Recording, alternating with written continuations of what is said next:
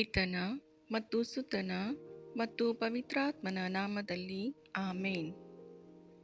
July 25 ಶುಕ್ರವಾರ. ಯೇಸುವಿನ ಪವಿತ್ರ ಹೃದಯಕ್ಕೆ ಕುಟುಂಬಗಳನ್ನು ಸಮರ್ಪಿಸಿ ಪ್ರಾರ್ಥನೆ. ಪವಿತ್ರಾತ್ಮರೇ, ಬನ್ನಿರಿ, ನಮ್ಮಲ್ಲಿ ನೆಲೆಸಿರಿ. ನಮ್ಮ ಹೃದಯಗಳಲ್ಲಿ ನಿಮ್ಮ ಪ್ರೀತಿಯ ಜ್ವಾಲೆಯು ಹತ್ತಿ ಉರಿಯುವಂತೆ ಮಾಡಿರಿ. ನಮ್ಮ ಕುಟುಂಬಗಳ ಮೇಲೆ ನಿಮ್ಮ ಆತ್ಮರನ್ನು ಸುರಿಸಿ ನಮ್ಮನ್ನು ಮರುಸೃಷ್ಟಿಸಿರಿ ಮತ್ತು ಭೂಮಿಯ ಮುಖವನ್ನು ನವೀಕರಿಸಿರಿ. ಪ್ರಾರ್ಥಿಸೋಣ. ಪವಿತ್ರಾತ್ಮರ ಬೆಳಕಿನಿಂದ ನಂಬಿಗಸ್ತರ ಹೃದಯಗಳನ್ನು ಬೆಳಗಿಸಿದ ಓ ದೇವರೇ, ಅದೇ ಆತ್ಮರಲ್ಲಿ ನಾವು ನಿಜವಾಗಿಯೂ ಜ್ಞಾನಿಗಳಾಗುವಂತೆ ಮತ್ತು ಅವರ ಸಾಂತ್ವನದಲ್ಲಿ ಸದಾ ಸಂತೋಷಪಡುವಂತೆ ದಯಪಾಲಿಸಿರಿ. ನಮ್ಮ ಕರ್ತರಾದ ಕ್ರಿಸ್ತರ ಮುಖಾಂತರ ಆಮೇನ್. ಮತ್ತಾಯನು ಬರೆದ ಸುಸಂದೇಶದಿಂದ ವಾಚನ. ಆಗ ಜೆಬೆದಾಯನ ಮಕ್ಕಳ ತಾಯಿ ಪುತ್ರರ ಸಮೇತ ಯೇಸುಸ್ವಾಮಿಯ ಬಳಿಗೆ ಬಂದು ಅಡ್ಡಬಿದ್ದಳು. ತಮ್ಮಿಂದ ನನಗೊಂದು ಉಪಕಾರ ಆಗಬೇಕು ಎಂದು ಕೇಳಿಕೊಂಡಳು. ನಿನ್ನ ಕೋರಿಕೆ ಏನು ಎಂದರು ಯೇಸು.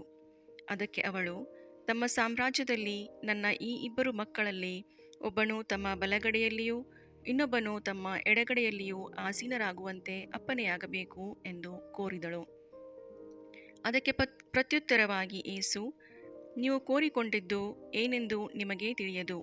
ನಾನು ಕುಡಿಯಬೇಕಾದ ಪಾತ್ರೆಯಿಂದ ಕುಡಿಯಲು ನಿಮ್ಮಿಂದ ಆದೀತೇ ಎಂದು ಪ್ರಶ್ನಿಸಿದರು. ಹೌದು, ಆಗುತ್ತದೆ ಎಂದು ಅವರು ಮರುನುಡಿದರು. ಆಗ ಯೇಸು, ನನ್ನ ಪಾತ್ರೆಯಿಂದ ನೀವೇನೋ ಕುಡಿಯುವಿರಿ, ಆದರೆ ನನ್ನ ಬಲಗಡೆಯಲ್ಲಾಗಲಿ ಎಡಗಡೆಯಲ್ಲಾಗಲಿ ಆಸೀನರಾಗುವಂತೆ ಅನುಗ್ರಹಿಸುವುದು ನನ್ನದಲ್ಲ. ಅದು ಯಾರಿಗಾಗಿ ನನ್ನ ಪಿತನಿಂದ ಸಿದ್ಧ ಮಾಡಲಾಗಿದೆಯೋ ಅವರಿಗೇ ಸಿಗುವುದು ಎಂದು ನುಡಿದರು. ಉಳಿದ 10 ಮಂದಿ ಶಿಷ್ಯರು ಇದನ್ನು ಕೇಳಿದಾಗ ಆ ಇಬ್ಬರು ಸಹೋದರರ ಮೇಲೆ ಸಿಟ್ಟುಗೊಂಡರು. ಯೇಸುವಾದರೂ ಶಿಷ್ಯರೆಲ್ಲರನ್ನೂ ತಮ್ಮ ಬಳಿಗೆ ಕರೆದು, ಲೋಕದ ಪ್ರಜಾಧಿಪತಿಗಳು ತಮ್ಮ ಪ್ರಜೆಗಳ ಮೇಲೆ ದರ್ಪದಿಂದ ದೊರೆತನ ಮಾಡುತ್ತಾರೆ. ಜನನಾಯಕರು ಎನಿಸಿಕೊಳ್ಳುವವರು ಜನರ ಮೇಲೆ ಅಧಿಕಾರ ಪ್ರದರ್ಶನ ಮಾಡುತ್ತಾರೆ. ಇದು ನಿಮಗೆ ಗೊತ್ತು. ನೀವು ಹಾಗಿರಬಾರದು. ನಿಮ್ಮಲ್ಲಿ ಶ್ರೇಷ್ಠನಾಗಿರಲು ಇಚ್ಛಿಸುವವನು ನಿಮಗೆ ಸೇವಕನಾಗಿರಲಿ. ಪ್ರಥಮನಾಗಿರಲು ಆಶಿಸುವವನು ನಿಮ್ಮ ದಾಸನಾಗಲಿ. ಹಾಗೆಯೇ ನರಪುತ್ರನು ಸೇವೆ ಮಾಡಿಸಿಕೊಳ್ಳುವುದಕ್ಕೆ ಅಲ್ಲ, ಇತರರ ಸೇವೆ ಮಾಡುವುದಕ್ಕೂ ಸರ್ವರ ಉದ್ಧಾರಕ್ಕಾಗಿ ತನ್ನ ಪ್ರಾಣವನ್ನು ಈಡಾಗಿ ಕೊಡುವುದಕ್ಕೂ ಬಂದಿದ್ದಾನೆ ಎಂದು ಹೇಳಿದರು. ಪ್ರಭು ಕ್ರಿಸ್ತರ ಸುಸಂದೇಶವಿದು. ವಿಶೇಷ ಪ್ರಾರ್ಥನೆಗಳು.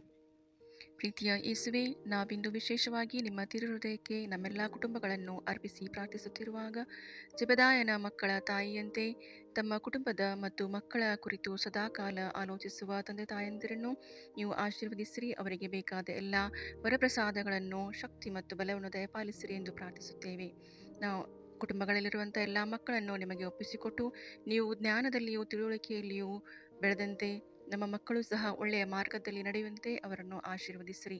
ನಮ್ಮ ಕುಟುಂಬಗಳಲ್ಲಿ ಸದಾಕಾಲವೂ ಶಾಂತಿ ನೆಮ್ಮದಿ ನೆಲೆಸುವಂತೆ ನಮ್ಮನ್ನು ಆಶೀರ್ವದಿಸಿರಿ. ನಾವಿಂದು ಮಾಡುವ ಎಲ್ಲ ಕೆಲಸ ಕಾರ್ಯಗಳಲ್ಲಿಯೂ ನಮ್ಮೊಂದಿಗಿದ್ದು ಯಶಸ್ಸನ್ನು ನೀಡಿರಿ. ನಮ್ಮ ಮನೆಯಲ್ಲಿರುವ ಮತ್ತು ನೆರೆಹೊರೆಯಲ್ಲಿರುವ ಎಲ್ಲ ರೋಗಿಗಳನ್ನು ಮುಟ್ಟಿ ಅವರನ್ನು ಗುಣಪಡಿಸಿರಿ. ನಮ್ಮ ಕರ್ತೇ ಯೇಸು ಕ್ರಿಸ್ತರ ಮುಖಾಂತರ ಆಮೇನ್. ಮಾತೆಗೆ ಸಮರ್ಪಣೆ.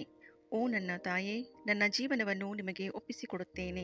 ನನ್ನ ಎಲ್ಲ ಚಿಂತೆಗಳು, ನನ್ನ ಭಯ ಮತ್ತು ಭರವಸೆಗಳನ್ನು, ಇಂದಿನ ಕೆಲಸ ಕಾರ್ಯಗಳನ್ನು, ನನ್ನ ಆರೋಗ್ಯವನ್ನು ನಿಮ್ಮ ಕೈಯಲ್ಲಿ ತೆಗೆದುಕೊಂಡು ನಿಮ್ಮ ಮಗನಾದ ಯೇಸುವಿಗೆ ಅರ್ಪಿಸು. ನಿಮ್ಮಂತೆ ನಾನು ನಂಬಿಗಸ್ತ ಮತ್ತು ವಿಧೇಯ ಸೇವಕನಾಗಲು ನನಗೆ ಸಹಾಯ ಮಾಡು. ಆಮೇನ್. ಸಂತ ಜೋಸೆಫರಿಗೆ ಸಮರ್ಪಣೆ. ಪವಿತ್ರ ಕುಟುಂಬದ ಒಡೆಯರು, ದೇವರ ನಂಬಿಗಸ್ತ ಸೇವಕರೂ ಆದ ಸಂತ ಜೋಸೆಫರೇ, ನೀವು ಯೇಸು ಮತ್ತು ಮರಿಯಮ್ಮನವರನ್ನು ಪ್ರೀತಿಸಿದ ಅದೇ ಪ್ರೀತಿಯಿಂದ ನಮ್ಮನ್ನು ಪ್ರೀತಿಸಿ ನಮ್ಮ ಆತ್ಮ ಮತ್ತು ಶರೀರದ ಪ್ರತಿಯೊಂದು ಕಲ್ಮಶದಿಂದ ನಮ್ಮ ಕುಟುಂಬಗಳನ್ನು ರಕ್ಷಿಸಿರಿ. ನಾವು ಯಾವಾಗಲೂ ಪವಿತ್ರತೆ ಮತ್ತು ಪರಿಶುದ್ಧತೆಯಿಂದ ದೇವರ ಮಕ್ಕಳಾಗಿ ಜೀವಿಸುವಂತೆ ಕರುಣಿಸಿರಿ. ಆಮೇನ್. ಯೇಸುವಿನ ತಿರುಹೃದಯವೇ, ನಾವು ನಿಮ್ಮನ್ನು ವಿಶ್ವಸಿಸುತ್ತೇವೆ. ಸಂತ ಮರಿಯಮ್ಮನವರ ನಿಷ್ಕಳಂಕ ಹೃದಯವೇ, ನಮಗೆ ರಕ್ಷಣೆಯಾಗಿರಿ. ಸಂತ ಜೋಸೆಫರ ನಿಷ್ಕಳಂಕ ಹೃದಯವೇ, ನಮಗೆ ರಕ್ಷಣೆಯಾಗಿದ್ದು ನಮಗಾಗಿ ಪ್ರಾರ್ಥಿಸಿರಿ. ಆಮೇನ್.